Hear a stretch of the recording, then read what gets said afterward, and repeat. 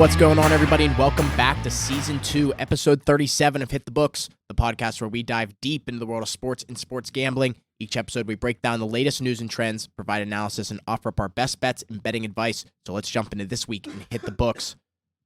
This week, Huff and Mackie are in studio with me. The NHL and NBA are rounding out their second rounds. Lots of great action in there. The NHL draft lottery has occurred, and I want to hear what the boys have to say about that. Lots of MLB action this week as well. So let's move forward to this week's episode and introduce my co-hosts, Huff, Ace, and Mackie. Huff, let's start off with you. What do you got for us this week, buddy? Nice to see you again. Yeah, what's going on, everyone? Happy to be back. Happy to be in studio. MLB cards started 2-0 on the day, so that's always nice to start getting one more play out now. Other than that, not much going on with me.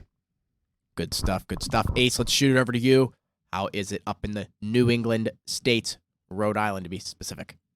It's doing well up here. Definitely enjoying the NHL and NBA playoffs as they're in full swing. Got a lot of good matchups there, and we've been cashing out on the card there too to make that go positive in both leagues. Really looking forward to get this MLB card rolling. Happy to say that I am the first one on our team from these three sports that 100 wins on the season on the card. So got to keep that rolling too, and we'll get that MLB card positive. I think that might just be today, so watch out for something coming later tonight. Good stuff, Ace. Good stuff. Mackie, let's finish it off with you before we jump into this week's show. What do you got for us, buddy? Yeah, like you said, back in the studio, so it's always nice to be together. Ace is a little far, so he's not really able, but 3 out of 4 is all right. Yeah, just NHL playoffs getting going. NBA, same old stuff. Not much going on. Let's start this week off with a little question like we have been this week. It's, would you rather score a game-winning buzzer beater as time expires or block a shot when your team is up as 1 as time expires? Both, giving your team that win, but what do we think? Mackie, you want to start us off? Yeah, I think this is a pretty easy opinion, or a pretty easy pick for me. I would definitely rather score, hit a bucket to win the game. Obviously, it's electric to get a game-winning block, but like when you hit the shot and everyone's sitting there waiting for it to go in and it just falls, like think about like Kawhi Leonard, Game 7 against Philly. It was at home. The entire arena was waiting for that ball to drop, and it finally dropped. It was absolutely electric. So I just think it would be more exhilarating to hit a shot instead of blocking one. But I don't know. What do you guys think?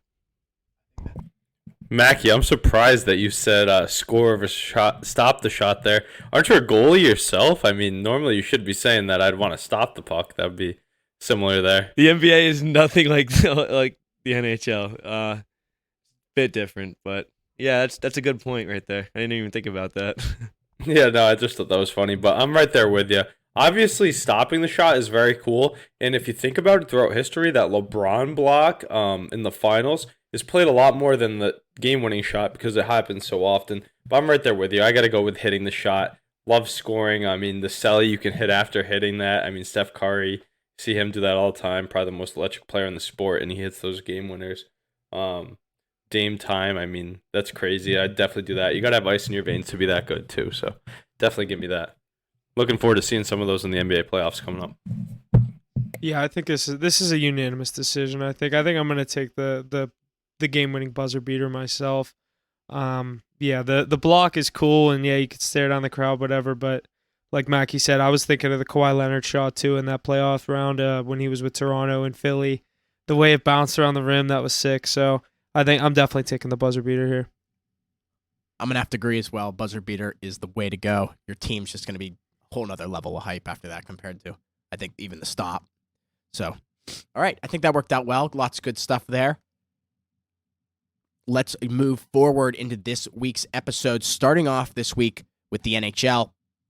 This week on Monday night was the lottery in the NHL, so we have the selections here. The Chicago Blackhawks officially getting that first overall pick in the first round for this year's draft, followed by the Anaheim Ducks, Columbus Blue Jackets, San Jose Sharks, Montreal Canadiens, Arizona Coyotes, Philadelphia Flyers, Washington Capitals, Detroit Red Wings, and the St. Louis Blues to round out our top 10.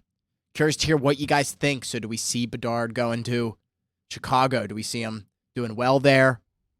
What do you think? Rigged. I called this all year. I Rigged. said I hope he goes to Chicago so he can replace Patrick Kane. I mean, we're all fans of Eastern Conference teams too, and now he goes out west. We really get to enjoy Bedard like we do McDavid, and hopefully we get to see that matchup sometime down the road. Quick rebuild in Chicago, in my opinion. I just think it's funny that Kane left, and now they get him. I mean, you could say, were they going to get him if Kane left? They would have won more games, but, I mean, I think Kane's kind of sitting there. I mean, yeah, he's on a pretty good team. They got knocked in the first round, but, yeah, I don't know. I think maybe sticking around in Chicago is looking like not too bad of an idea after all. I don't know. I wouldn't say he's gonna. I don't think he's ready to win a cup with them, but I don't even think he's enough. He's gonna be ready to have an impact to even like make the playoffs next year. That team's just not built like that right away. That division is not the greatest, though. Yeah, true. But, Yeah. you know, it's one player cannot win it in the NHL. I think we've seen that multiple times. Yeah, but by the time they got good again, I mean, they're obviously going to start building around Bedard, but by the time they got good again, Kane would be out of the league anyway. I think he's going to retire this offseason, to be honest. I don't think he has another year left in him. Yeah. Retire? I don't see that at all. He was talking like he's out the door in the Rangers, and the Rangers are willing to give him $3.5 million. Where else would he go? Yeah, I honestly have no speculation on that. Don't really know what to think of it, but that'd be crazy to think he's hanging him up, but you might not be wrong. Dude, he's got a bad hip. You see it out there. He doesn't even look like he's passionate about it anymore. Didn't Taves just retire? He's got his cups, man. He's done enough. Mackie, they should just blow up that Rangers team, honestly. Look at that smile on his fucking face. He can't even say it with a straight This face. kid is the one tweeting about getting rid of their Vezina-winning goaltender. Mackie, Igor Shesterkin isn't the answer. I Yeah, mean, you haven't seen a definitely. cup in your life. Maybe going with a good goal is not the way to do You're it. right. You're right. It's just load up everywhere else. But yeah, I don't know. The Blackhawks, I think it was a little rigged. Did you guys see the thing like with the Dude, what the fuck was that? Why don't you just With the pick the star ping on the pong balls screen? on screen, like live? Well, that's proven that like it's obviously done like way prior. Like, the It event- is because they put it on the teleprompter and all that because none of them know how to talk apparently. But like, what's saying that like it's not rigged if they're just doing it behind the scenes anyway? And obviously, Chicago was the one team that the NHL wanted to get the number one pick this year with the whole Kyle Beach situation and just Kane leaving, having a new superstar come in. It's a nice like it's a hot spot for an It's a NHL huge team. market. It's a massive Exactly. market for a superstar. It like just that. it doesn't make any sense to me, and I don't know. I think that if there was ever a time where I thought sports were rigged, it's right now. Yeah, I don't agree that it's rigged. I mean, they had, the third best odds to get him, so it's not really that far-fetched. But I'm happy to see he goes to a real market. The Ducks. The funny part about it. Ducks. Oh, The Ducks 05. had that. Do you guys remember when the Ducks had Trevor Zegras showing off the new stall for Connor Bedard? Well, newsflash, Trevor Zegras, your team misses the playoffs every year, and you don't have Connor Bedard coming to sit in the locker room. They're gonna get Adam Fantilli, and he's gonna be the next Jack Eichel. Yeah, he's pretty good. I do like him, but he's a few years away now. No, he should go right to the league. He played at Michigan last year. He's been there for 2 years, I think. Yeah, he's really good. I do like him too, but he's not Connor Bedard, so. That's what I'm saying. He's gonna be Jack Eichel to McDavid. But what you said about the NHL wanting him to go to Chicago, I think that obviously is a thing because not to say like they're both Canadian players and like I think McDavid got what he wanted going to a Canadian market, but like for the rest of the NHL fan base that is in Eastern and Canada and all throughout the United States, like we're staying up till 10:30 at night on the East Coast to watch McDavid play. And like the one thing I said whenever it was between Anaheim, San Jose, I know Columbus was up there, and Chicago, I'm like, please at least go to Chicago. If he's going to the West, go to Chicago so I can at least watch some of the damn games because, like, some of these nights I'm not staying up till 10:30 every night to watch McDavid play till 1 a.m. Eastern time. So I was just happy to see him go in a time zone that I can actually watch him play. Plays at 8 instead of 10:30. Well, an original 6 team that already dominates the market too, so that's just great to see. I mean, we'll see 98 out there often. The good news is for Blue Jackets fans, they'll be able to get those cheap glass seats for a long time to come. That's a subtle shot. Subtle shot. Addison will not be renewing his season ticket package. You told me. Really? I did see you said the thing about the Blackhawks season ticket spiking. You might as well just bring that up now because I was listening and Big Cat got tickets with the spike or whatever you were telling me about the Blackhawks season tickets with him. Oh shit! Yeah. 2.5 million. Where I don't mean to where like is it? cut to that, but we're already talking about it. So Yeah, so with that, the Chicago Blackhawks have already sold $2.5 million worth of season ticket plans for the upcoming season in the 1.5 hours following them winning that number one pick in the lottery. So that comes out to about 500 new full season ticket plans plus half season, quarter season, and all that junk. So that's crazy amount of volume in an hour and a half. yeah, and like I said, I was listening to part of my take today, and Big Cat was saying because they're moving to Chicago. He said, I bought tickets. You guys better be ready to use them. So a lot of Chicago-based fans are. I mean, obviously they're all moving back there, but I think the whole hockey market and like you said, Chicago, an original six market. Like I said, I'm just excited to be able to watch them in a time zone that I don't have to stay up till 1 a.m. to watch the end of the game. Really, So fair. I have another point here in the NHL before we get into round 2 here. The Colorado Avalanche forward and captain Gabriel Landeskog, who missed all of this season after a knee surgery, is having another procedure on his right knee and is expected to miss the 2023-2024 season, the team announced Tuesday. I heard something about some cartilage replacement or something along those lines. So hoping the best for him, but yet another season without him on the Avs.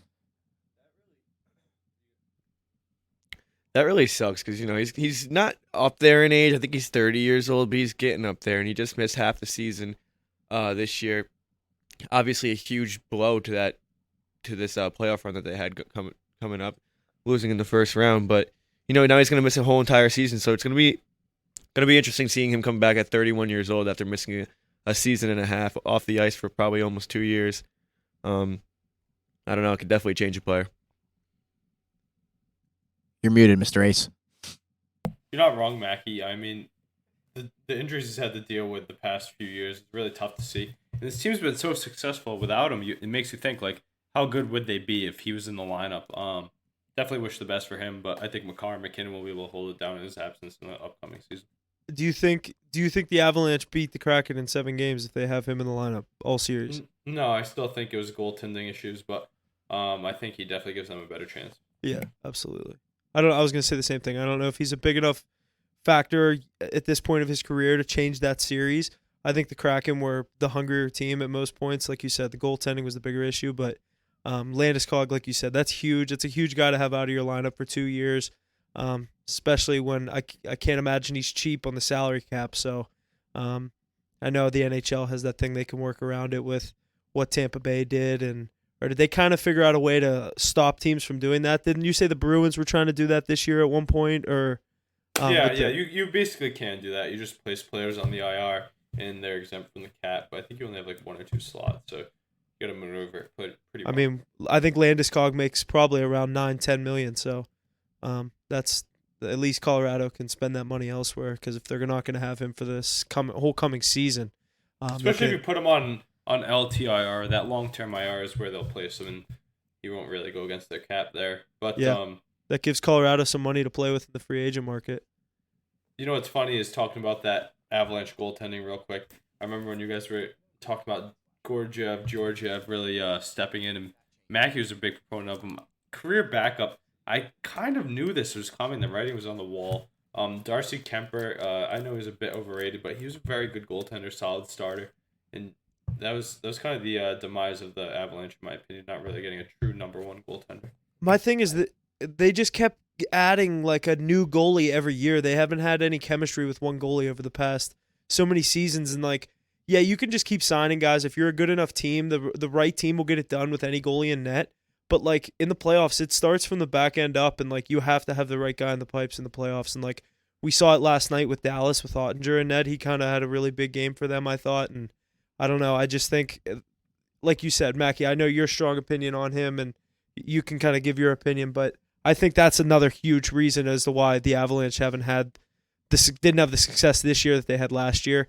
or the year prior, it's just a one goal or a different goalie every year. It's kind of like these NFL quarterback or these NFL teams that try to play a different quarterback every year. It's like you're not getting the same chemistry. I know the NFL is a whole different world than what we're talking about, but I don't know. I think like Ace said, I don't know if it was necessarily the right fit, whether he didn't have his best season, but Mackie, go ahead. Yeah, I mean, I know Gorgiev's not the best goalie in the league, and I know he's not the answer. But that's a top team in the NHL, like I said. Like the right team can slide a goalie in there and play, but I think that is part of it. Like when you're not there for multiple years, not saying like you need to be there multiple years to win, but you know what I mean? Like I think if you put Kemper in that series, it's also a loss in 7 games. I think they're pretty much equal goalies. I don't think the goaltending had anything to do with it. That team lost a lot. They lost Kadri. They had to get rid of a few players. Kadri was huge. He's such a good player. It's just I hate that he went to Calgary. And the Kraken were good. The Kraken are a really good team. And when it comes to it, it's not really like how good your goaltender is. It's how hot he is. Like we've seen all these streaks. You see Matt Murray go on 2 streaks. You see Schmid go on 2 streaks. Grubauer right now is a hot goaltender. He's got his team going. Bobrovsky's a hot goaltender right now. He's got his team going. That's why you don't need like the best goaltender in the world. You need a hot goaltender who has all the confidence in the world. That's where you see the winners. True. Look at the guys that are left. We were saying last week, like it's a bad year to be a good goaltender, and Ottinger's really the only elite goaltender left that we're talking about. But like other than Vasilevsky the last 2 years, I mean, it's just hot goaltenders. Jordan Binnington too, like just going on a run. I mean, that seems to be the answer. Unless you got a stacked team like Tampa who violates the salary cap.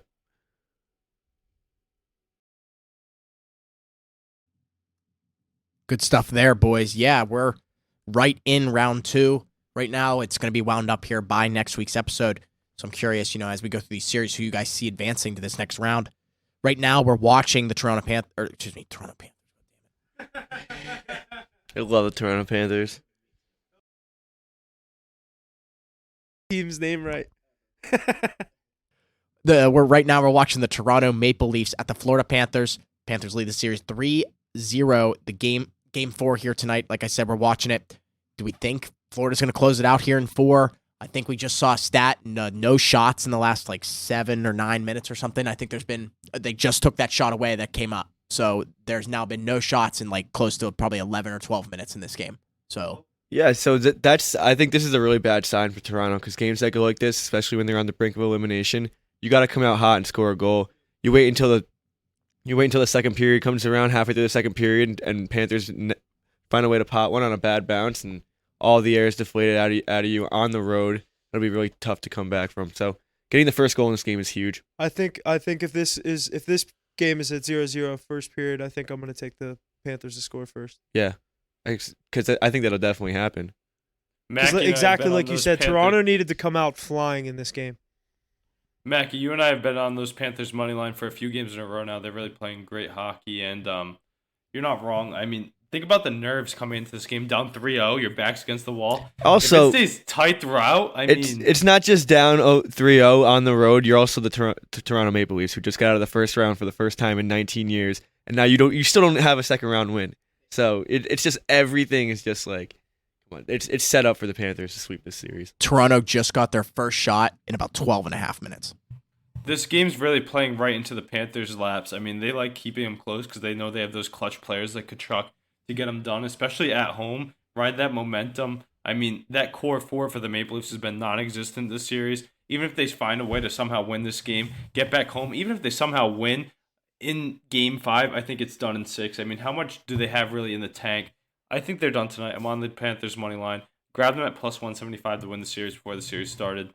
So I'm relishing that for sure. But they're playing great hockey right now, and they took out the Bruins. Obviously, they're going to take out the Leafs too.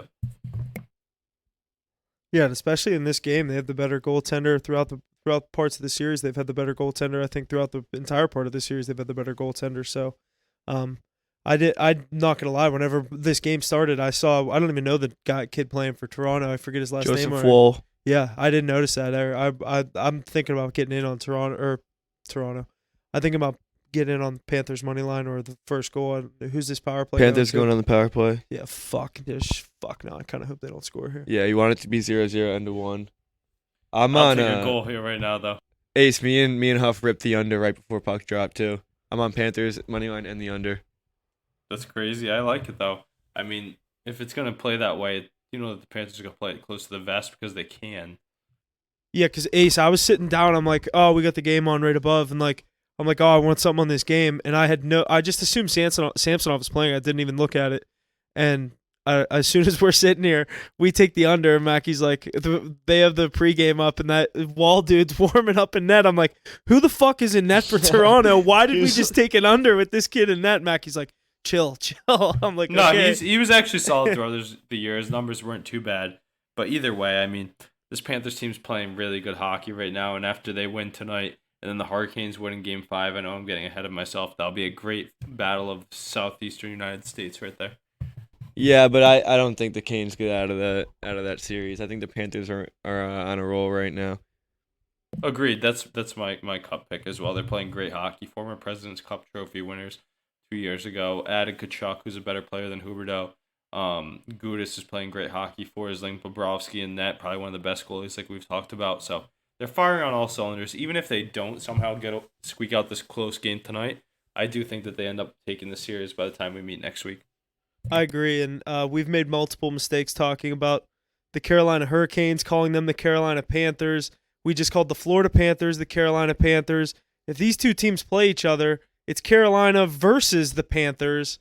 We're going to have some issues in that series. Tough. We're going to have some issues in that series. We might have to avoid that series all over. It's a disaster situation for us. We're going to be putting Florida Panthers on the card with the Hurricanes logo. In that series is the Carolina Panthers. They're gonna be trending on everything because all the hashtags people use, like they're just the real winners of that series.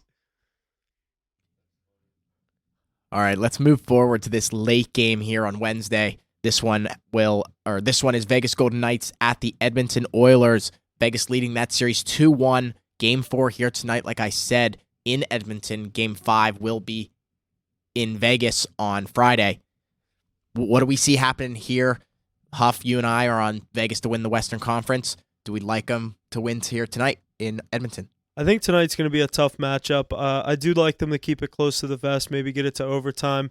I don't know if they're going to come out on top. Obviously, I think Edmonton and McDavid and Draisaitl are going to bring their A game on their home ice. To turn this into a 3-game series, Vegas will have the home ice. I said my original pick going into this series was Vegas in 7. I'm sticking to that. I do think the Oilers win tonight, but I do like, that's why my original pick on this game was Florida plus the 1.5 with the Vegas plus 1.5. I just could see Florida win this game, but I like the insurance on it, but in case the Leafs did come to play, but it's not looking like it. I do like Florida in this game now, but as far as that Vegas series, I'm sticking with Vegas in 7. It's going to be tough with Brossoit went down with that hip injury. It's looking like it's going to be Aiden Hill for the rest of the playoffs, or for at least for the rest of this series. But he looked good in the end of that game when he came in for Brossoit, and I'm all over Vegas, just not necessarily in this game tonight. But I do like them to keep it close. I like the plus 1.5. I think they could lose this game in overtime or by 1, but I'm sticking with Vegas in 7 for sure. Yeah, Huff. I mean, I really like that 7-game prediction. I really think we're all about that coming into the series as well, and it's ringing true. This series keeps teetering back and forth, and I think the Oilers take this one on home ice to even it up at 2 apiece, but they've got to be licking their lips seeing Aiden Hill in the net there. I mean, Draisaitl and McDavid, Draisaitl on pace to score the most playoff goals of all time if he can continue his success. They're going to put pucks in the back of the net, so we know that the Knights put in, 6 the other day, so hopefully they save some for tonight. I think it goes 7. I think the better players come out on top, and that's McDavid and Draisaitl. But this is a great series nonetheless. The Knights have been there before. They know what it takes to win Game 7s. I think the home ice for Vegas will be massive if it goes 7 games. Yeah, they play great at home too. But with those goalie concerns, I mean, that's something that's tough in a series that we keep consistently taking the over in. I mean, not every time we're on the card or whatnot, but there's murmurs of it every game. I think it's got to favor the team that can put pucks in the net like McDavid and Draisaitl, especially when you turn to a backup like Hill. Yeah, I just think about these two. This line is just way too high for teams that are pretty much even. I mean, it's definitely very hard to go into Edmonton and take both of them on the road, but I mean, minus 190, this team just beat you 6-1. You can get them at plus 155. I think the juice is crazy here.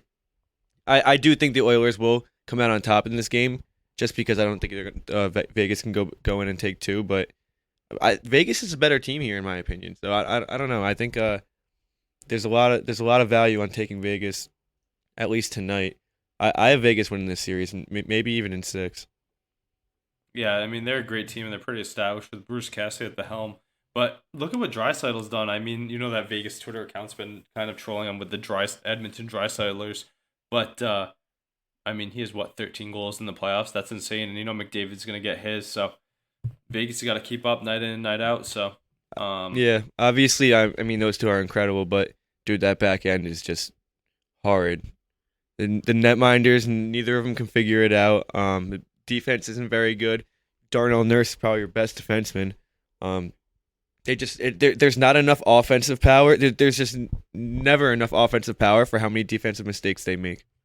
yeah, this is a must-win tonight, really, for the Oilers. Oh, If yeah. they can't come away with this one, we won't be talking about McDavid and Draisaitl come next time we meet for the pod. But I think if they can pull this out and go 2-2, I really like the chances with the best player in the world and one of the top players alongside him to come away in a conclusive Game 7. Yeah, I never like to really count them out. Definitely not. But, Vegas is deep. That's something that Oilers definitely aren't. It's crazy to say because I've been on the Golden Knights the past few years, big fan of their team and everything they've done there, but I really just think I've been saying it since before the season, the window's kind of wide open for someone to come take that cup. Why doesn't McDavid go get his right now? And he has a great chance to even up his series and make his chance pretty valid tonight. Definitely. I'm also in like a pretty good spot to, if I wanted to hedge on the Oilers, I could, because they are dogs to win this series right now. With Vegas plus 440 to win the West. If I think they're going to lose, I think they're going to get Seattle. I like Seattle to win that other series just to look ahead, but I've thought about it, but I don't think I'm going to. I kind of want to just ride Vegas right now.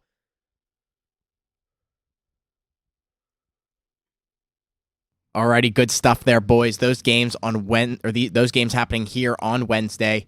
Hopefully, or we will see Vegas and Edmonton on Friday. If this series goes back to Vegas, Game 5 tied 2-2, Vegas could be one of my favorite plays of the season to win that game.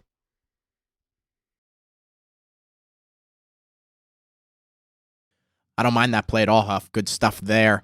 Let's jump over these games here on Thursday. These series here on Thursday. The New Jersey Devils at the Carolina Hurricanes. Canes leading that series 3-1. Game 5 in Carolina on Thursday. Do we see Carolina taking the series? They're at home. We know they play well at home. What do we see happening Thursday? Do we see it extending to possibly Saturday for a game 6? No, this series is over. I think we all know that. Devils just simply can't hang with them. If you guys have been watching the games, Canes are just way too overpowering for a young, inexperienced Devils team. And it sucks to watch this as a Rangers fan because I know we would be doing so much better. But, it is what it is. Yeah, I think this series is also over in 5. I think Carolina's too good on their home ice. The Devils look beaten. They look like they shouldn't even be on the same ice as Carolina, as Mackie said. They're just being outplayed all over. Whether it's Vanacek or Schmid this series, they can't seem to get anything going. The only player that looks like they know what's going on out there is Jack Hughes, so he can't do it all, scoring the only goal last game. I like the Canes to wrap this thing up in 5 and move on to the Eastern Conference Final. Yeah, I mean, what a spot for the Carolina Hurricanes to be sitting in. I mean, I feel like I've talked about it earlier on the podcast all season, even really picking the Hurricanes as my team besides the Bruins to win the Cup. Obviously, the Bruins out, the Canes and Oilers, my 2 long shots to roll into the Cup here. But sitting at 3-1 to go home, we know how great they've been at home in the playoffs the last few years. I mean, those Devils got to be nervous going into there. Such a young team, and I think this is finally a time where that inexperience and youth can really show. I don't know if you guys saw that quote by Nico Hischier. He said, "If you don't believe, then just stay home." That means to tell me that he's locked in. Just got to see if the rest of the team is. I know that those goalies are seeing ghosts right now, kind of like Zach Wilson when he plays the Patriots.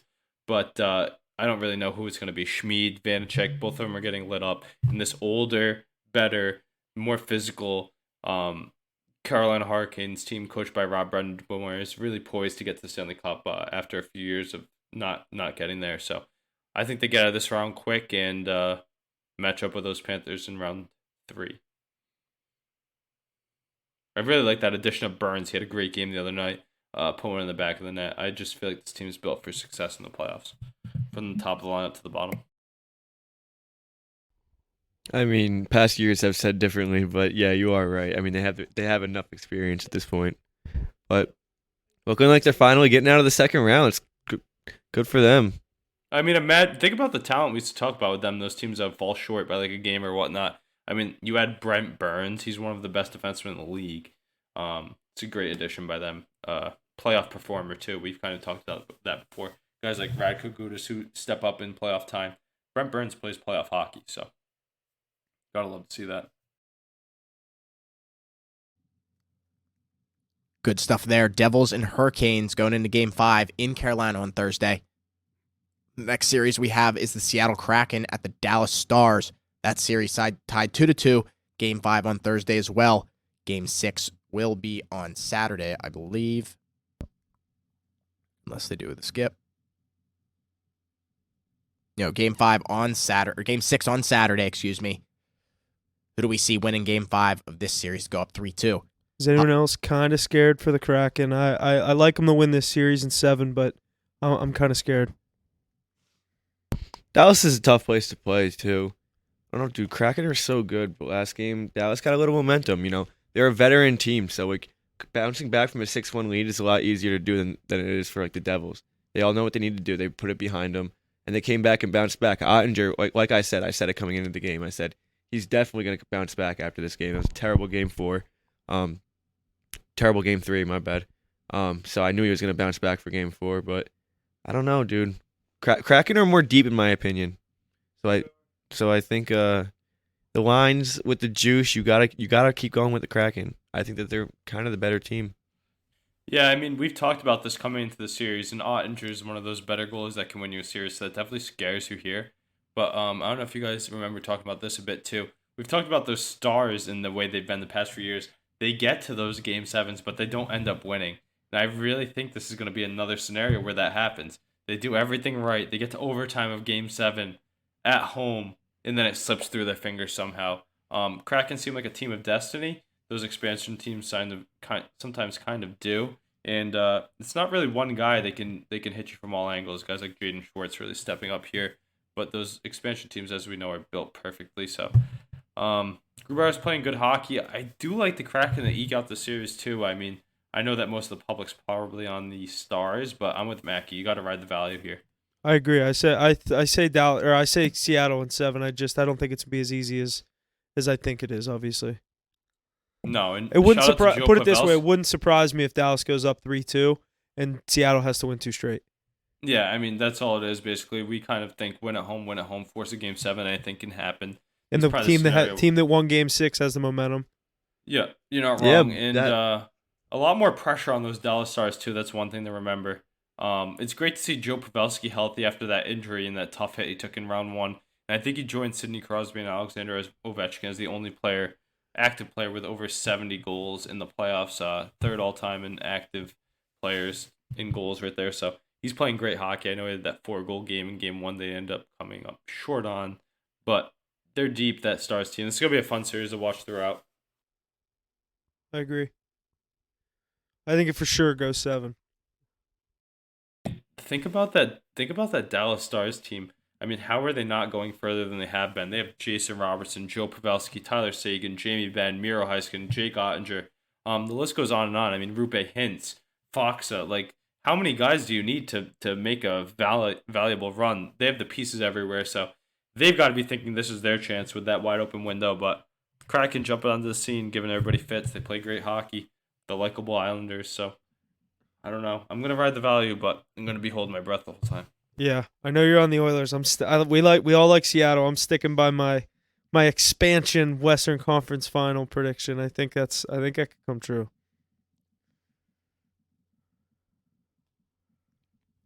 Alrighty, boys. Good stuff out of the NHL. Yeah. Devils and Hurricanes there on Thursday in Carolina. We'll see if the Hurricanes can get it done. Kraken and Stars, Game 5, who can take this lead of the series 3-2 in Dallas on Thursday. Come this weekend, we'll have some of our winners. Let's shoot our focus over to the NBA. Every series has a clinching scenario coming into this weekend, so lots to look forward to, lots to talk about here in these games coming up tonight and tomorrow night. The series, the Heat and the Knicks, The Heat is leading the series 3-1. Game 5 tonight in New York here on Wednesday. What do we see happening here? Do the Knicks take the series tonight? And we will be in round... Sorry. Did the Heat take the series tonight? And do we move on to round 3? This is a tough series because last week I think I said next week I'll give my prediction when we're kind of looking at a Game 7, and obviously now the Heat have a 3-1 lead and a lead in Game 4 or a lead in Game 5. I don't know. I think the Heat might have been the play tonight, and I don't know. The Knicks just look kind of beaten, like Mackie said. You heard what Randall said, Mackie. Whenever you brought that up, I immediately knew exactly what you were talking about when I saw that on Twitter. Him saying maybe they just want it more than us. Who says that? That is actually the most comical thing ever. You should never be signed after that. You should never sign another NBA contract. That's a tough thing to say. You're also not good enough to say something like that, especially when the series isn't even over yet.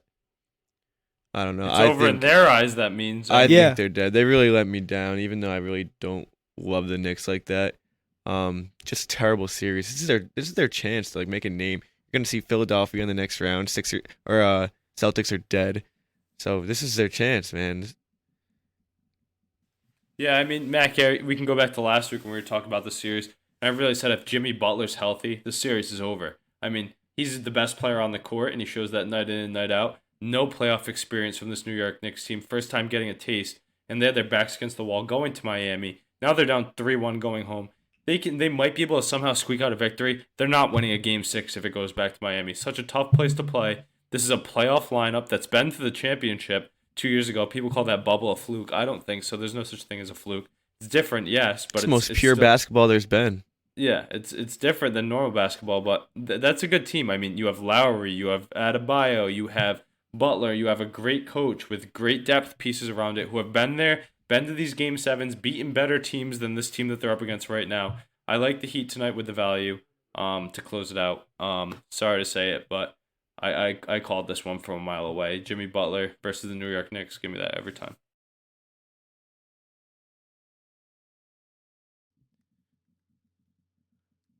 Like I said, Game 5 for that series here on Wednesday. Let's jump to our next one here. Also, Game 5 on Wednesday. The Lakers and the Warriors. Lakers leading that series 3-1. Game 5 tonight in Golden State. What do we see happening on this one, guys? I mean, do the Lakers just keep on pounding and keep hammering out Golden State? My bad. And this is a series that I like to think I call to a T. Lakers in 6. Warriors are going to win the night. Lakers come home, close things out in Game 6. LeBron moves on to the Western Conference Finals. And back to what Ace said about that bubble being a fluke, I think there's a very serious chance we get a rematch of that bubbles final in the Heat Lakers. Very serious chance. Yeah, I mean, we can clip it from last week. I remember I said it was 1-0 Lakers in the series. I said Warriors going to win Game 2. Lakers are going to go back home, win both their games. Warriors win Game 5, and then Lakers in 6. It's just LeBron James versus Steph Curry when the teams are actually even, I'd say. LeBron's just a better player, just better legacy, and this Lakers team is really rolling right now. You got a win from Lonnie Walker the other night. Draymond Green said it best. He said, when you shut down LeBron James and AD and you don't give them the shots they want, and you get beat by Lonnie Walker, I mean, what are you gonna do at that point? You have to give those guys the shots by cutting off LeBron and AD. And if they hit the shots, they hit the shots. Nothing you can really do. Lakers are just built. They're built for a championship, and they're getting the wins that they need. So if they can finish, if they can win the game at home like they're supposed to in Game 6, or if they can even finish it off in Game 5 on the road, which I don't think they'll do, but they can. They have a good chance this year. I really think they do. If LeBron wins a ring this year, we are going to look back on him saying these are the most important 23 games of my life. The best prediction of all time. That is going to go down as one of the, you know what I mean? If he wins this year, I don't think you can make even a debate that he's the best player of all time. Well, I don't think. Well, right now, I really don't think there's a debate. But if he wins another one, dude, one for the thumb. One for the thumb, man. I'm sitting on that Lakers future from right after the trade deadline when they retooled around them, so wouldn't be mad about that. But at the same time, there's a lot of road before they get there. And I really do agree with Mackie here that I think the Warriors are going to win tonight, make this 3-2 series. I said that too. Yep, you did. No, you both did. But Yeah, we talked about how important those games in LA would be and that the Warriors would have to come up with one, and they didn't. Crazy to see, in my opinion. I know one went into overtime, right? Late one down the stretch. Yeah, which one was it? Was it the one the Lakers or the one the Lakers lost? Didn't the Warriors win in overtime? No, they killed All them. right. No, Warriors don't win games in overtime. Yeah, you're not wrong, Mackie. But no, I think they get the job done tonight. I mean, there's a big spread on it, which I don't really like. But I think they're gonna send it to Game 6 in LA. And if LeBron can't get it done at home somehow, they slip up, then the Warriors will steal the series from under their belt. So maybe you got to throw on that now if you're a Warriors believer. I think even if it goes 7, LeBron wins Game 7. Yeah, the only play I'm really on tonight is the Curry on his total points. I mean, an elimination game at home. You know, I did like that play. Like that play. What is it at? 30 and a half. Yeah, I mean, he's going to be trucking all night, especially if they stay down late. I'd like 29 and a half better, but yeah, obviously. I just feel like 30, like. Tough number for sure, but yeah.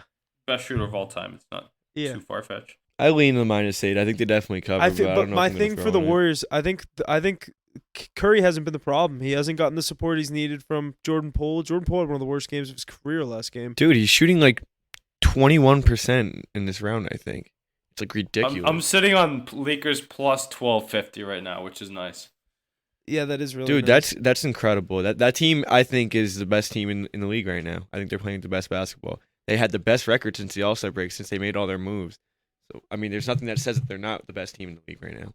Yeah, really. I mean, what have we said all year? If they can stay healthy at the right time, then they can be the best team in the league, and that's what they're doing right now, and they're showcasing it to everybody. So, love that Dennis Schroeder ad, too. He doesn't get talked about enough. I know he's not like a star-studded player, but he eats good minutes for that team. Nice to acquire him back for his second tenure with the team. Guys like Lonnie Walker, too. Just that depth that they built around them. Yeah, you just brought in, like, better role players. Jared Vanderbilt even. Like, just kudos to them on not blowing it up, too. Yeah. And not throwing in the towel. I mean, they easily could have sat LeBron and AD at various points, not made moves, and then blown up that Lakers team. I think stuck with it. I think that's when LeBron kind of stepped in and said, no, we're not out of this shit yet. But here's the thing. If there wasn't a play-in tournament, do you think that they even have that mindset? No. Because even though they did get to the 7th seed, they were so far out, dude. No. And that's the thing. How many games out were they? They were, dude, I saw something today. They were like, what was the highest odds they got to? oh, I probably like. Can we look that up? Probably like 5,000. At least 5,000. They were a 13 seed steady for a while. Yeah, dude, they were the No, third. I bet you probably plus 2,000. But maybe like when they're a 22. 13 seed, it's the Lakers and LeBron. You know they're not that low. Like 5,000, maybe. Dude, if he got him at 1250, Ace, when'd you get him at 1250? I got him at 1250 on the 10th of April. I think like 50. 10th of April, they were plus 1250. Dude, they were over like 60 games in, and they were still a 13 seed. They had to be.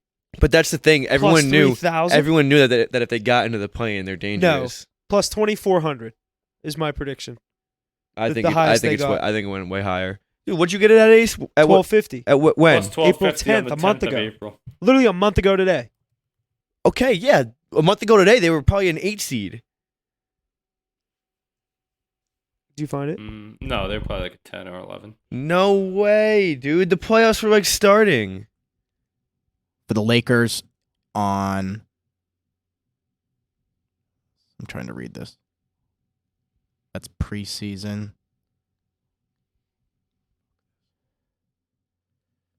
The highest odds is going to be like March. 2,200, All right, 2,250. I said 24. Yeah, right around there. Lakers April 1st, I have plus 2,500. Wow. Round 1 plus 1,400. Conference finals plus 800. In that week from April 1st to when you took it, it cut 12. But it cut in half. That's crazy. Yeah, I jumped on it late. I think I got it on But still, obviously not too late. Like you have a plus 1250 future and who has a chance to go to the Western Conference Finals in basically a 3-game series. Ace, you got it. You got it right before the first playing game. Yeah, I thought I have it the early, day so before. Let me check. April 11th was the first playing. Doubled down. That was the last time I took the Lakers. So I'd say right around like mid-March, they're a 13 seed. That's what I'm saying. Like March Early 10th, March. like 2 months ago. Dude, wait, what does that say? What date was it? Plus 2,500. April 1st. I Dude. have basically the first of A every month. a month prior, they're way higher. I promise you. 4,000. Plus 3,000 a month prior. All-Star break plus 4,000. February 1st plus 4,000. What I tell you, Ready? I'm telling you, bro. No, are you ready? January 1st plus 10,000. You know people jumped Plus- on this shit. Plus 10,000 January 1st. LeBron Like, James. I got 'em These in lines are March, courtesy too, of at plus, BetMGM. like, 27. But bro, they were also probably like 9 games under 500. At least. AD was hurt. LeBron was and hurt. you had Russell. You still have Russell Yeah, Westbrook and you still had- Patrick Beverly on the team, bro. That's what I'm saying. It's a whole different team, and every time this team has tried to add players around LeBron, it hasn't worked. And this is the one time it's actually working. They signed the right players. Plus 10,000. I knew it had to be higher than 2,500. It was like they were way out of it. I think they won like 8 games in a row to get back into it. The Celtics never broke plus 650 or 700. Yeah, I bet you they're higher right now. It says plus 180 prior to this round. I think they're done. Sorry, I don't want to get into that yet. It's all good. We'll jump over to that. Well, that's very interesting. I really like this site. Anytime we want to reference that stuff, I'm happy to do that. Puff, that is not good at all. Toronto got a power play.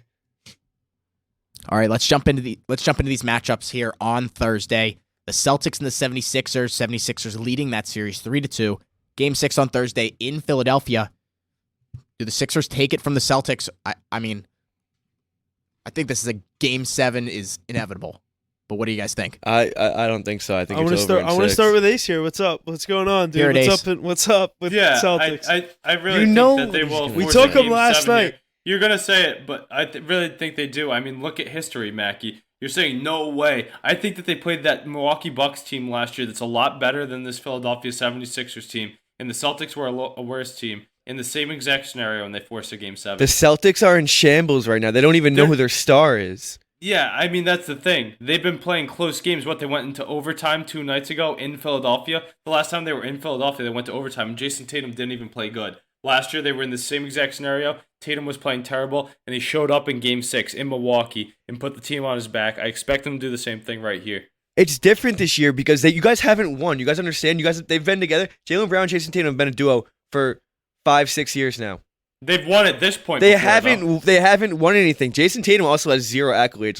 Let's remember that. But they've done this before. When does Jaylen Brown, probably a top 10 player in the league, if not right there, when does he say, okay, when do I get my shot to be the number 1 player on this team and win games? No, I know Jaylen Brown has been the better player, but like if you he's look at not history, the number 1. if So you you're gonna. if you look at Why- history in the past few years, if you just look at the past few years, like You can't facts, base it off history. why? Also, Joel Embiid knows that this is not a rivalry because he hasn't beat them. You don't think he's been thinking about that ever since this is an MVP year? No, he's yeah, gonna close it out I Game agree 6 with at that. home. I just think that the Celtics have been in this spot with their back against the wall and they have the better players on their roster. They've done this exact scenario before, literally a year ago, against a better team. I think that that history does repeat itself, Mackie. I think history is very important. I don't when think it so comes at to- all. I think at some point they gotta. I mean, I don't have any faith in the Celtics team closing it out. Game 5, you gotta win at home in a 2-2. You're what were they 9-point I favorites know in that game? we've seen them do this before. Though they did this Oh last my year. god! I do not have any faith in that team at all. I think they're in shambles this year. They don't really know what's going on. No, I mean it's Game 6. It's not the end of the world. You just gotta win this one and get back home for Game 7. Also, I'm just already looking at the memes about like the Celtics being the 2 seed, getting kicked out in the second round, Bruins being the best team in the league, getting kicked out in the first round. It's just how things go, in my opinion. Yeah, just kind of like the New York Knicks getting bounced out with their 3-1 series lead. But the Celtics are gonna kind of force a Game 7 here. I mean, history does repeat itself. We've talked about that throughout the whole time I've been on the podcast. We've referenced history, and tonight we're gonna go away from my guest compared to Mackie. But I do think the Celtics force a Game 7. I'm eager to hear what has to say. Well, you're about obviously not going to think the Sixers are going to win in 6. No, I don't. I don't. I think the Celtics are a good enough team. They have been all year and last year. They've proven to us that they can win with their backs against the wall. And they're going to force a Game 7. We'll see. We'll see if the MVP can get it done. I'm happy to say that I will get the Celtics at plus odds tomorrow night, probably. It's Celtics -1.5. I bet. What's the line? It's gonna be out. Celtics -2. I bet Celtics are favored. They were the last time they were there, but Oh, then in an elimination game, they'll definitely be favored. Probably 3 points then. Do you think Celtics -3? They were -8, 8.5. it's minus I think it's at 2. home. I think I saw 2 today. -8. I think I and a saw half at 2. home. You're definitely still going to be. Yeah, a but favorite on I'll the still road. take that. I like the Celtics to force 7 here. I think I mean- heard Celtics -1.5 or -2. I mean, if they win, they're going to cover It's 2. two I have points. 2. I have Celtics -2.5 in their money line at -135. Okay. Yeah, so if they win, they'll cover. Yeah, that's the way I look at it too. You buy that half point though, right, Mackie? No, not in these playoffs. Not in the NBA. No shot. Yeah, you stick with that trend. There. Yeah. You would take 2.5, not 2. NFL, I buy the half point every single time it's at a half a point. You know why I'd take 2.5? Just like my betting mind when it comes to basketball, it's just like, oh, it's late and you have 2 free throws. I mean, 2 points in basketball is a lot different than 2.5. You know. Yeah. Yeah. Just my theory, personal. But how many times do you foul in a tie game? Yeah, no, just like there's a late shot that they get with a 4-point lead to make it a 2-point game. Mackie, Just that was like that's just in my head. Mackie, that was like the national championship game. I had or the Final Four game that I had San Diego State -2.5, and you had a -2. And then You're right. Yeah, they you're right. pushed. They Exactly. That's like, It was you the- pushed, I lost. like, or you hit the game-winning shot when it's tied. You know, like a 2-pointer. Yeah.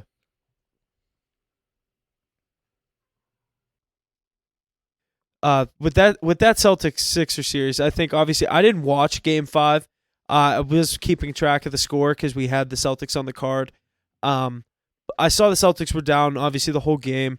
Mackie, you said you did end up taking the Celtics or the Sixers in that game, which like not a bad move. Like At half, I didn't Yeah. take them before the game, obviously. Yeah, 'cause we were yeah, on yeah. the Celtics. yeah, but I at said you ended up taking them. but- 9-point game at half. The spread was -1.5, I think. Yeah, I was so like, yeah. the Sixers obviously coming home. There's a lot of pressure on them to win this game.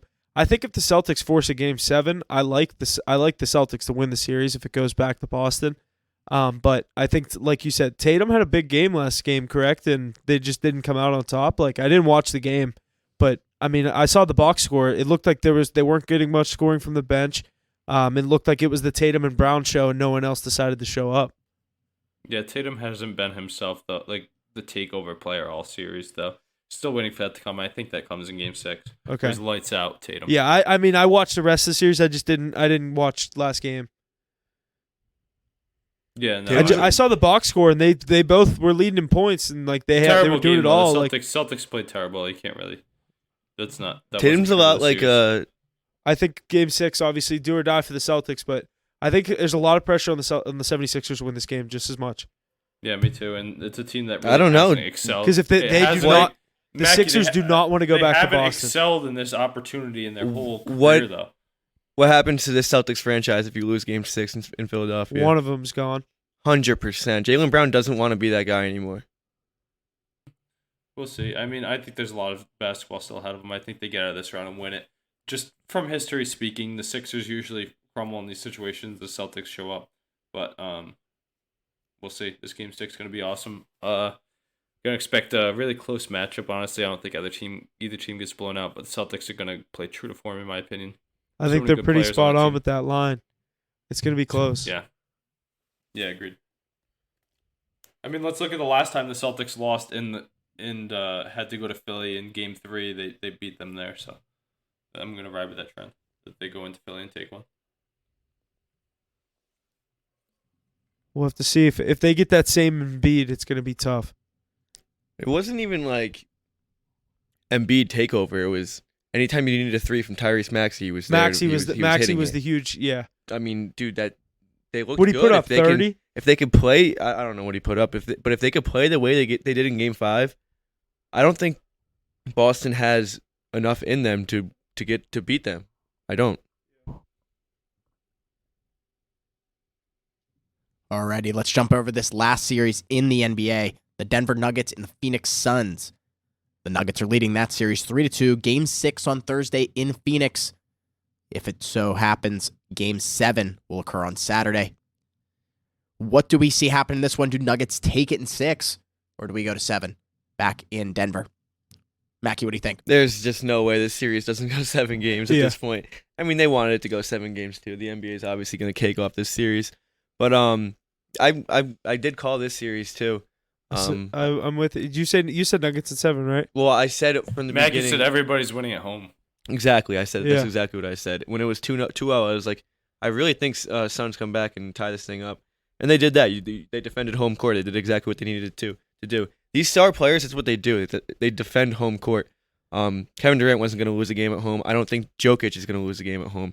He's just too good of a player.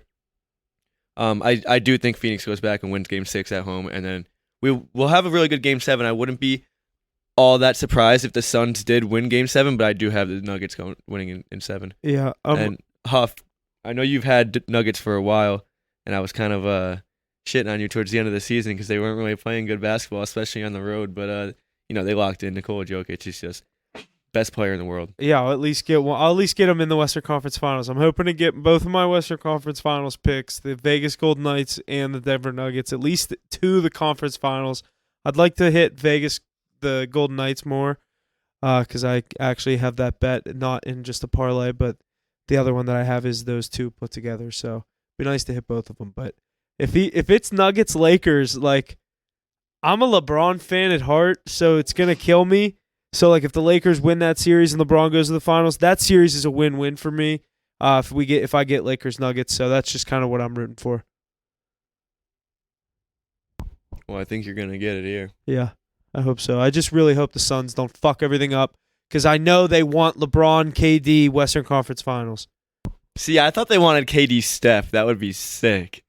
I think any matchup here is just kind of really good. I just think the Nuggets are always the odd man out because Jokic isn't like the personality, like the big name. He's not a villain in any Mackie, way. I was thinking, what if the Suns go on to win the series and then he beats LeBron, and then the narrative of Steph really needed KD to beat LeBron reflects on those championships. To beat LeBron, maybe yes, but I mean, he beat him once without KD, and he got a ring right after KD left. So I think that does a lot for Steph's legacy. If that fourth ring did so much for his legacy.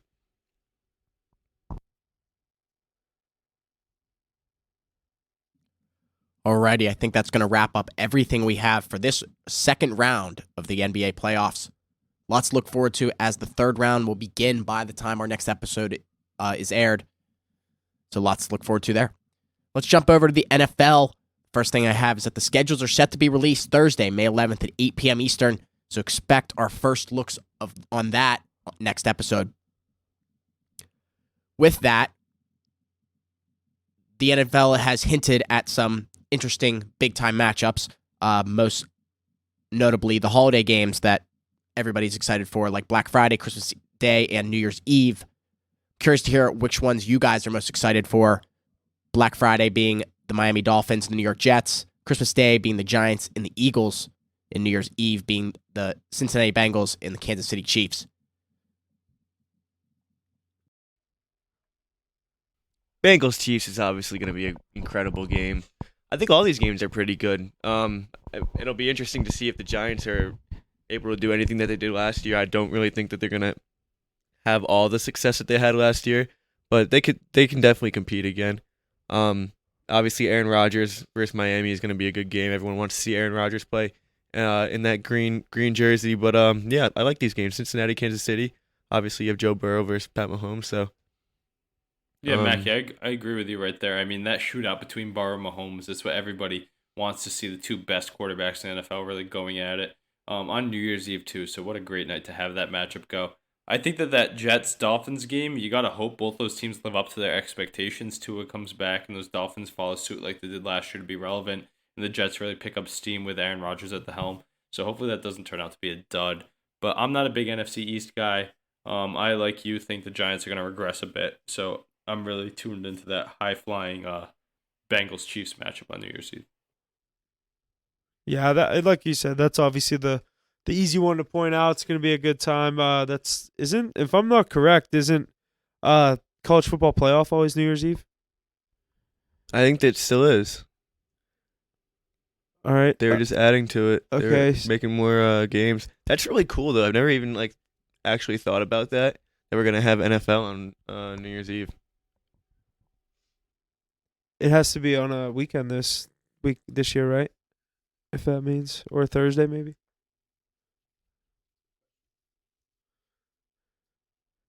Alrighty, that's going to wrap up everything we have in the NFL this week. But again, schedules are set to be released on Thursday. So we're looking forward to looking at those come next week for all our teams.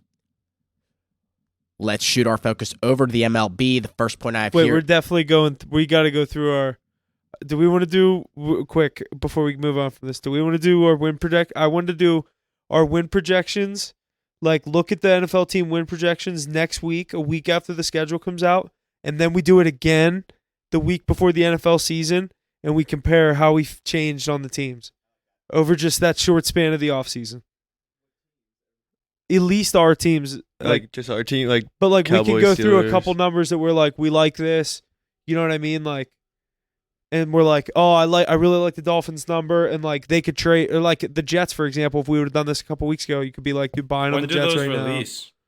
The win totals, Yeah. they're out. The schedule's already out. No, the schedule's not out. Oh, it's not. Just No. like How do shit they have like straight the that. schedule out Just already? who Then you play. Just They who know. You play. They know who you play. You know your They don't opponents. know when. you just don't have the actual schedule. Yeah, what like the time, Steelers- When The Steelers play the AFC South. The and Steelers have the easiest schedule in the NFL, like 29th. The Patriots have the third hardest. the Steelers the A- have the AFC South and the NFC West the, this year. the AFC East and the NFC East are the two hardest schedules this year. Yeah, And I saw then- Steelers and Ravens down in the late 20s. I'm like, oh, good. It's everything. It's everything by division. So the top 8 teams that have the hardest schedule are the AFC and NFC East, and then it goes like, I guess What are you guys? The North and the North and the AFC and NFC are the last 8 teams, like the easiest 8 teams. Yeah. So it's all narrative to your division. Yeah, that makes sense.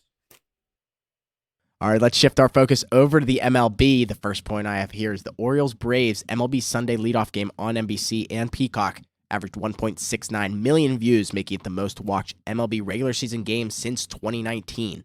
So, with all these new rules, supposedly the MLB is getting some more viewership across the board. Do we know why it was those two teams? When was the game? Sunday leadoff game, so it was Like the this free game Sunday. of the week? That's a good question. I don't know. I mean, it was on NBC, so cable and Peacock, so I think Peacock is free, so you're probably right, but that's pretty interesting that, I guess, NBC. Yeah, why being the those one. teams? I mean, the Braves are good. The Orioles are having a good year, but like, I don't know. I just feel like the Yankees, Red Sox, like It went to one of these Sunday night extras. games. I mean, Went to 12. but like you don't know that when you're tuning in. Right. But it ended up being a good game, I guess. Yeah. Very interesting. All right, and the next point I have here goes back to the Oakland A's. The Oakland A's and Bally's in Las Vegas have come to terms to demolish the Tropicana Hotel in Vegas to make room for their $1.5 billion ballpark in its place. The legendary Tropicana Hotel will be no longer, I assume it's signed. We'll head to the graveyard Where like is all the that? other ones. A little bit off the strip, kind of behind T-Mobile Arena, sort of. So if you were to walk that street that we were walking, Oh yeah, all the way back there and pass it, it would be back So there on it's the right. way back there. Oh yeah. Okay. But I guess you got to think the size So of that the freaking street is probably just going to keep going and just be more. to whatever the Vegas baseball Then- team's going to yeah, be. That's exactly. sick. So That's sick. I don't know. Good for Vegas, honestly. I think they need it. MLB team will just flourish there, as every other sports team has that we've seen. Alrighty. So Ace wanted to do. He wrote in here. I just wanted to go over those. I mean, that'd be some good MLB talk. Yes, talking about some of those teams there. If you went over those top 10 and then those Yeah. MVP candidates. Yeah, give me a sec. The what MVP candidates. for MLB? Yeah. It's a little early. No, it's super early. That's the point. Be like, but that just kind of talks about. I know it's super early. Here are the leading front runners for players and teams, so we can just kind of talk about MLB that way instead of covering every division or team. That's fair. All right, let's jump in and talk about the MLB a bit. Some of these MVP rankings that are coming in through the MLB here. What do we see happening across the league here? Let's start with the National League. I got Ronald Acuna Jr.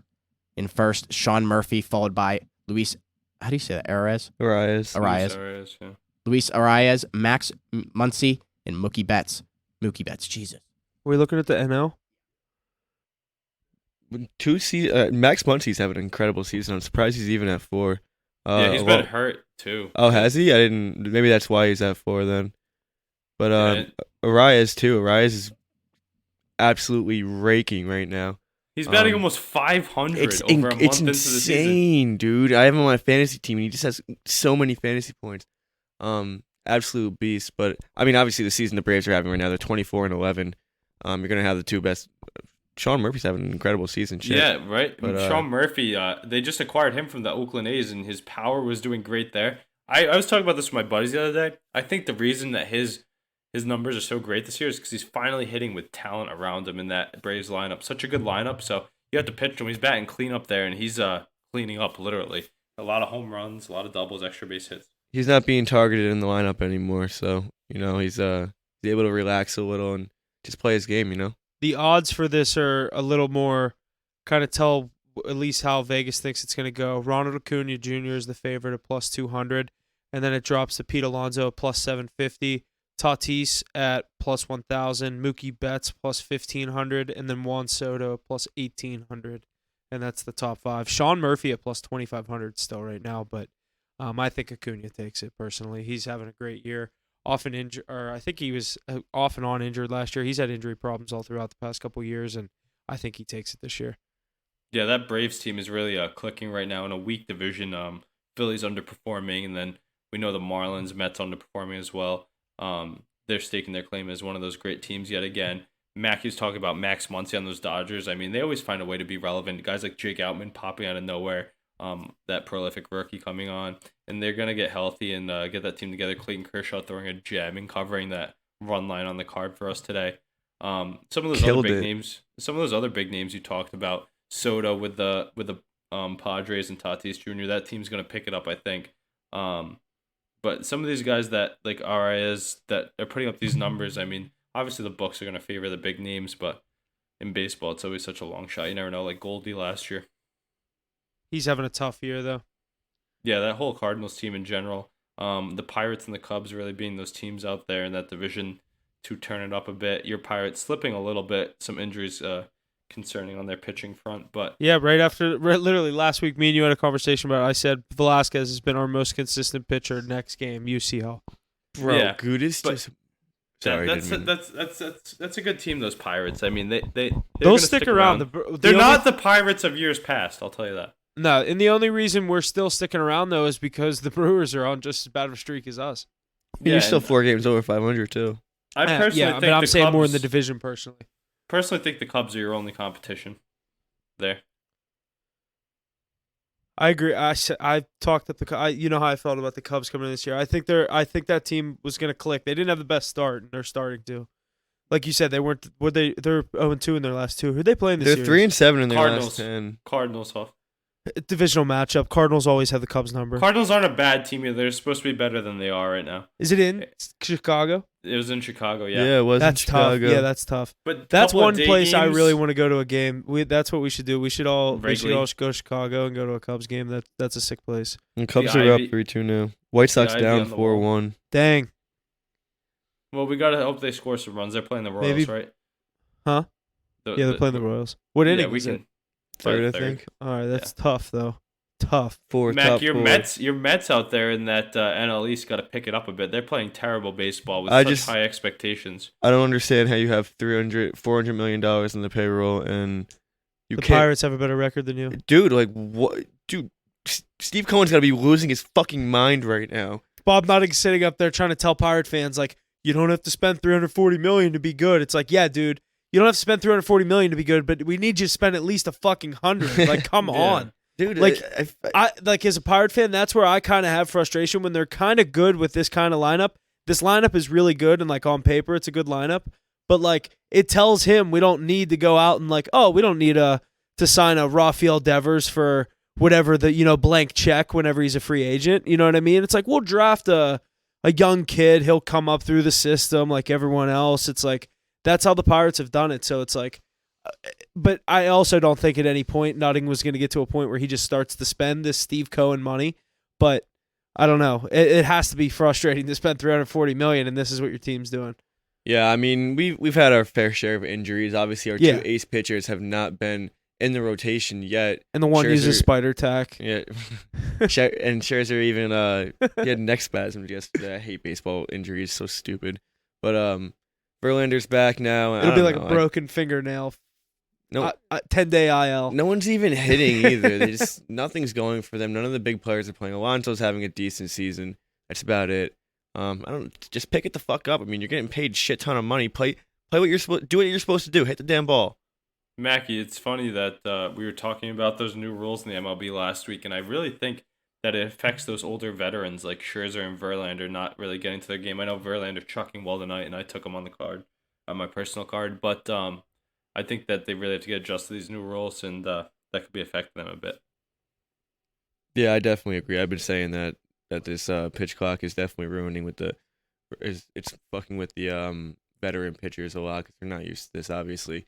But you gotta adjust to it. You gotta figure it out. You've been knowing this is going on since last season, so there's no way. The good thing is it's super early on. It's only May. None of these rankings really matter, but yeah, it's always good to get off on the right foot. I'm not exaggerating anything. The Mets always have an up and down season, whether it's start hot and then slow down a little, or just ice cold and then they get hot. They'll figure it out. I think they'll definitely still make the playoffs, but this team's built to win a championship. They spend the money to win a championship, and they're not even in the ballpark for that right now. So obviously depressing. Steve Cohen's got to be losing his fucking mind.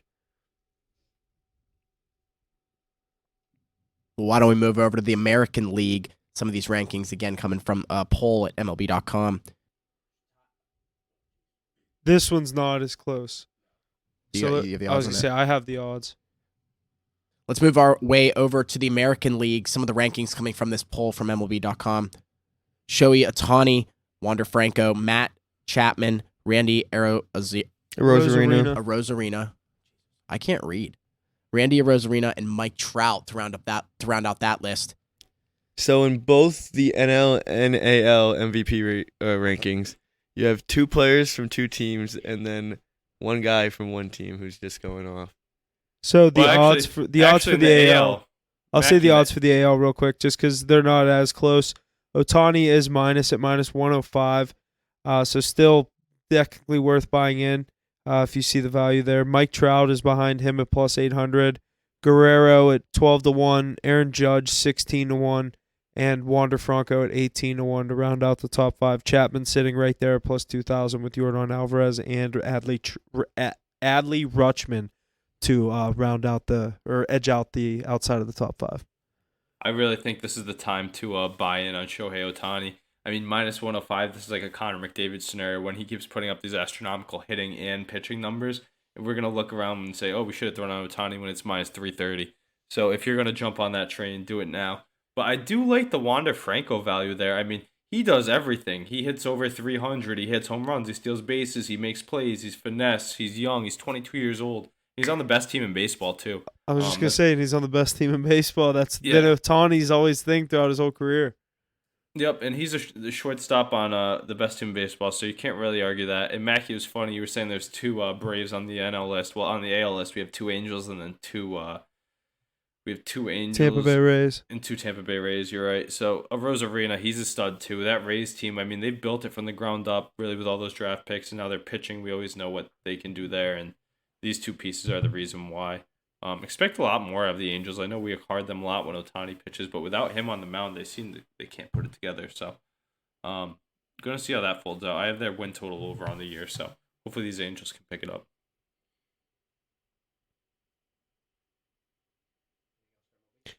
Igor and Foxy Clean are at the Knicks game tonight. Just bonding. Listen, the TD Garden's seen more losses in this past month than they've seen in the last 8 years. So at least they've seen championships. You want to talk about bad luck right now? At least they've seen championships. You love history. You love going back in history. I need to right now. At least I can. If you go back to history, it was black and white color. 1994 was black. That was a good one. Fuck you. Mackie, when was the last time the Cowboys won? I've never seen a championship. I say this all the time. Dude, I'm not gonna lie. I'm the worst person in the world at picking a sports team. Yeah, I don't know how you didn't just go full New York there. That would have been probably the way to Because do it. who the fuck wants to root for the New York Giants? It's the worst football They name in have America. 2 championships though. How many? Who do the wants to Cowboys like? have? But that's such a shitty team to root for. I'm like when I watch their games and I look at their team play, I'm just like, this is just gives me the ick. Yeah, their 2 Lombardis are a lot worse than none. Man, it's not all about winning. It's about having fun. Okay. All right. I enjoy my time watching Smoking sports. like a Yankees fan right there. I enjoy You're my not time one, watching but that's a sports. Yankees fan thing to say. Alrighty, that's just going to about do it for this week. That's everything we have, but I do have one more little thing. Shout out to Mage for taking home the 2023 Kentucky Derby. None of us had this naturally, but I did, as well as Huff, have it in a trifecta box, but couldn't make the other 2 happen. So, very interesting. Ace, you didn't have anything on that, did you? No, just a tough scene. Everybody always gives you the sharpest picks of all time. None of them. And nothing happens, right? There's no such Great thing. stat though. Horses stay undefeated in winning the Kentucky Derby. Yes. That's good. What? The worst part is weird. I didn't understand what a trifecta was, and whoever sent Jesse these horses, I'm like, let's just take them all straight, like put whatever on each one. I'm like, I really don't understand. I'm like, what are the odds we call the top fucking 3? He's like, it's a little to win a lot. I'm like, all right, you sold me. It's like a parlay. I'm in, like, first touchdown. That's all you had to say. But, like, I did say let's take them all straight. You got to give me my props there. I'm sorry. That guy who your uncle had winning got fucking scratched like 3 hours before the race. He got brought back shotgun to the mouth. It must have been in the morning. Yeah, I saw that though. Tough scene because I did not know what you were going to say. When horses hurt their legs, there's no reason to keep them alive. You bring them out back, just put a bullet in their head. You ship them to the glue factory. I mean, but I think there's a lot of complaints about the Kentucky Derby track and all the injuries it creates. I don't know if any of you saw that. I've heard that a couple times too, Ace. Guy went from the Kentucky Derby favorite to the fucking Glue factory. to tomorrow's lunch. I'm sorry, Huff. Plus 1,700 or whatever it was for Mage. I'm sorry we didn't put something on it to make a good night. That's all right. I mean, it's easier said than done. You're exactly right. Easy to say. I'm upset. I don't when it follow already you enough. happened. Because if he wouldn't have won, I mean, we technically would have lost more money taking them all straight. So, but would have called the winner. All right, that's all I got this week, boys. You guys got anything else to add? It's been a good week. I'm ready for next week. Ready to roll. Yeah, let's go Sixers. Mackie, the Knicks are still playing. I don't even like the Knicks. Just go at the Rangers. I'll still. Mackie, do you just put your hand into a hat and pick out a team for every sport? Well, I root for the Knicks because I'm from New York. Why the Cowboys? Because I played for them as their flag football team when I was 4 years old. Did you win a Super Bowl? Yeah, I was fucking sick. What do you mean? And every other team, I'm New York. It's just the Cowboys. I also had a thing where I would go against my dad, and yes, let's go. I also had a thing where I would just 2-0 Panthers. No, it's 1-0. Tavares had a breakaway. I thought he was going 2-0. It's 1-0 Panther, 1-0 Leafs. 13.1 left in the second. Oh, the whole game hasn't even started yet. I mean, they're going in the third. They're going in the third. Yeah. That's like NBA though. It actually doesn't start till there's 4 minutes left. It literally doesn't start till the third quarter. White Sox are done. But yeah, I mean, I don't really have much else. Yeah, same. Clearly, we're all kind of just bullshitting at this point, but make sure to like, follow, subscribe, the whole 9 yards. Really goes a long way. So, but that's going to do it for me this week. We'll see you guys next week. Like we said, NFL schedule comes out tomorrow. I'm excited to see how the Steelers schedule is going to line up, how I think Kenny Pickett's going to win the MVP next year, and how the Steelers are going to go on a road to a Super Bowl run. Can't wait for this Steelers bias. Let's see what we got. Here we go. So we'll see you guys next week. Thanks for listening. Yeah, same. See you guys next week.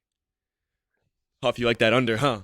And that's going to do it for us on this episode of Hit the Books. Thank you to everyone who tunes in each and every week. Without you, we wouldn't be able to do what we do here, so please like, share, and subscribe wherever you can. And don't forget to check us out on Facebook, Instagram, and Twitter for our plays each and every night in the NHL, NFL, MLB, NBA, college basketball, and college football. Thank you again, and see you next week.